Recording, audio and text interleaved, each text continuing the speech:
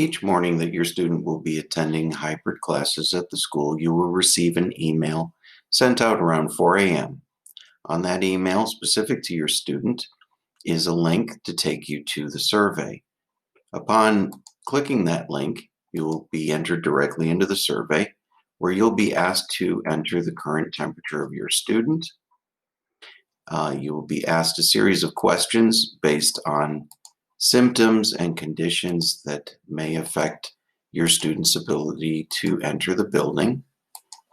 If none of the symptoms apply, you will get a cleared notice. At that point, your student is cleared to come into the building. Surveys must be completed by 7 a.m. When the student comes in, they'll be asked to produce their ID. We'll check against the survey system, see that the survey is completed, and the student may now enter. If the student does not have a completed survey or an ID, they must walk up to a separate table. Their temperature will be checked.